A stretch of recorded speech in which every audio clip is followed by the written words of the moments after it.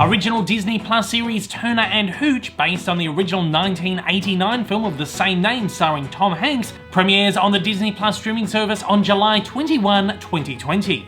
Ahead of the series launch, thanks to the incredible team over at Disney Plus, I was given the chance to chat with the series cast, headed by Josh Peck. Before we get into this though, don't forget to hit that like button down below. It does wonders in getting my content out there, and if you haven't already, hit the subscribe button and the bell icon. Let's get into it. Hi everyone, I'm Dave. I'm calling in from Australia this morning. It's a real pleasure to be able to speak with you all. I've seen the first 3 episodes of the series so far, and I'm really enjoying it. It's so much fun. And you are also just wonderful in this. Josh, I was wondering, even though you're not playing the same Turner as in the original film, the Tom Hanks version, you are playing the son of that character. I was wondering whether there was still things that you were able to take from the original movie as inspirational that kind of helped you build your character or helped you with your process, particularly, I guess, if there was anything that you were able to pull from Tom Hanks's portrayal of, I guess, your character's father. Yeah, it's a great question. I mean, I think I'm probably trying to emulate one of the greatest actors of our time at all times, even when I'm making a YouTube video. But, you know, he's just, what's great about Tom Hanks in that time, right, is it was like right in sort of his ascent to his superstardom. And he had done big, but he hadn't done like Forrest Gump or Philadelphia yet. And so it's really cool to watch him. It's almost like a samurai, like sharpening his blade. Like you see him honing his Tom Hanksisms and all his greatness. And so whether it's like he has these just great moments where he'll just, you know, scream out, or there's a little bit of like a smugness to him in the movie. And I think just having like that great balance of like being likable while also being like relentlessly annoyed with this gigantic animal that's just been gifted to me. And having that kind of balance of sweetness with that comedic gruffness. And I also, there's a couple pops of color in my wardrobe throughout the episodes where I'm like, that's great. Because if you notice Tom Hanks in the original, he's wearing some 80s goodness in that movie, like some incredible pieces. You pull it off perfectly. Like I buy that you are Tom Hanks's son when I'm watching this. So absolute props, yeah. Reginald, you are the sole returning cast member from the original movie in this series. I was wondering what it was like for you to revisit this character so long after the fact. Did you go back to that original movie to kind of, I guess, watch your performance in that and try and get yourself back into the role? Was there anything else that you pulled from that movie to kind of help you this time around? Well, I'm so old now, I had to get a chance to move, right? So I had to start from the beginning and go to the end. It was really difficult reestablishing the role again, you know, but it was so long ago. But so I think I was doing it from a new perspective, I think, you know. Yeah. So it was okay. I enjoyed working with the people who were in the movie and the new people. And I didn't even think about the old days because there was so much to do in today. So amazing. Yeah, everyone else, you are all playing brand new characters here. I was wondering if there was anything for you that you were able to pull from that original movie to give you inspiration for your character. Conversely, the show has such a great 1980s buddy cop action comedy vibe going on. Were there any other movies from the period that you used in crafting your performance? Honestly, Tom Hanks's charisma and his whole being informed who we were as his kids, me and Josh playing his kids. You know, you can kind of, when you do a show about a parent who's passed, you can kind of create ideas of who they were. But with us, we have this footage. It's this footage that's there to know who our dad was, which is this great gift. And what a great dad to have. So, yeah. And, you know, the relationship to Hooch is that is really the film. It's that relationship. So bringing more, like making sure we're in scenes and we're looking at Hooch and we're connecting to him is really important to the show. I mean, I know Josh and I, when we do stuff together, we're always referencing Lethal Weapon. It's just kind of, there's just sort of that, like when we're out, giving each other looks while people are shooting guns with us, we're always kind of like, oh, this is like a Lethal Weapon moment. So that's kind of always something that we kind of, I think, keep in the back of our minds when we're working together. I will say that I think some of like my physical comedy and broadness, I wanted to capture the way the original movie was funny and also grounded, and you could tell that there was just like a humor abound, but not, it wasn't like intentionally supposed to be like make you laugh jokes. And I also think my hair was something that I wanted to be fluffy and big and frizzy and kind of emulate that time of hair. And I don't know if that's really the answer you were looking for, but that definitely was one thing that I thought of going into my audition. It was the first audition I had ever gone to with my natural curly hair, like when you just like let it dry and turn crazy. And Matt Nix loved it. And I loved that he loved it because I had been acting for decades with having to flat iron and straighten my hair. So that was a real treat for me. Playing with the animals.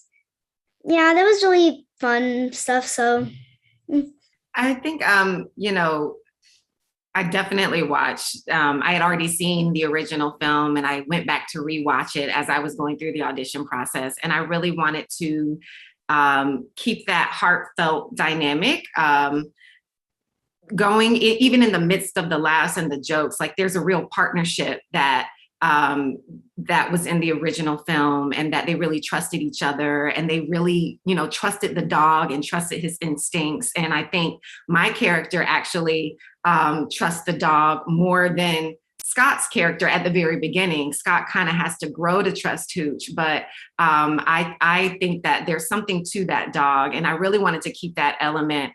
And it's so cool that Reginald VelJohnson, who played Scott's partner in the original film, he reprises his role. And I was super excited to see that he was going to be a part of the cast as well, so that we could keep those same elements going in our series. Yeah, I mean, I took a page from Craig T. Nelson's, playbook as the chief, only in that as long, he just kept it real. Like, even though it was like, there's this, he was running a tight ship. It was like he was doing like a cop show, hardcore, and there just happened to be this dog there, right? And so that was just super strange, and the comedy came from that. So I really tried. That's one of the things that we tried to work on in the pilot and moving on, is that the chief is like doing Serpico, and there's slobbery dog in it, right? So anyway, yeah. Well, as much as I wished that it was the character was a nod to the veterinarian, I think we can all agree that that is most likely Vanessa's role in this movie. I had kind of the benefit of not having anybody really that kind of takes this place in the original. So having the freedom to sort of create whatever that was for myself was wonderful. And, the creator, Matt Nix, he really did such a wonderful job of making this career woman ambitious. But, I understood why she loved somebody like Scott Turner. So it made my job really easy, but I didn't have any inspiration really from the movie. Just, Yeah, and look, finally, I just guess I wanted to know what it was like to continue a legacy of a movie that I guess is so beloved and so iconic, and being able to do it with Disney. I mean, I feel like there's A, it's an honor, and B, there's like a bit of there's like a bar to live up to. There's like a standard to live up to, because if the original movie is so iconic.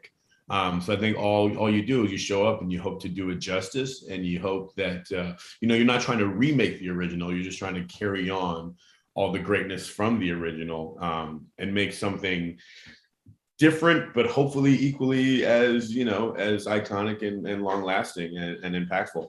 And I think that also is a testament to the creative team, because I remember like when I first got the audition, I was like, Turner and Hooch, a series, how's that going to work?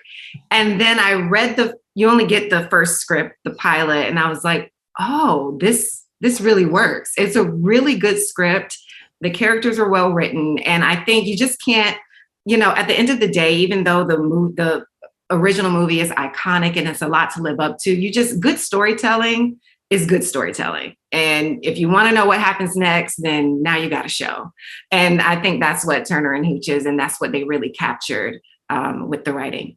I think not one person that you kind of go like, oh, it's Turner and Hooch. They go, oh my God. And they just love that movie. Like, I haven't run into anyone who's like, I didn't like it. You know, I mean, that's true. You know what I mean? It's just a really beloved property. And so, yeah, there's a pressure to honor it and not mess it up. And we took that very seriously. And, you know, Matt Nix, the writer, creator of it, did an amazing job with the pilot, just kind of carrying it on and giving it, you know, as Carra was saying, like, how is this going to work week to week? But, you know, he found a really amazing way to like switch it to Marshals, you know, which are just, it's just an amazing law enforcement branch. And was able to kind of give a through line so that there is a kind of like, oh my gosh moment, and you want to kind of watch the next episode. And that's amazing. So hopefully we do it justice. And, you know, Disney couldn't be a better company to do it. I mean, their production value and the class and their attention to detail and their love of creators and creative people, it's exactly the right place for it.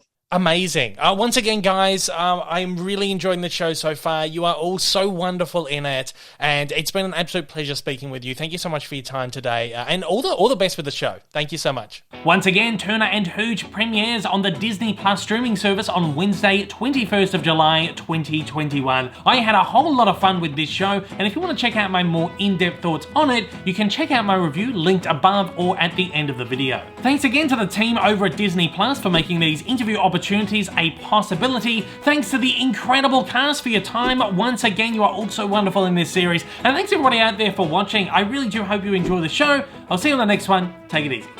Hey everyone, if you haven't yet, smash that big old subscribe button up on your screen to keep up to date with all my content, and hit that like button down below. Also, don't forget to check me out on social media, and please consider supporting me over on Patreon for as little as $1 a month for exclusive videos, early access content, and to get your name up on the screen. Thanks again for watching.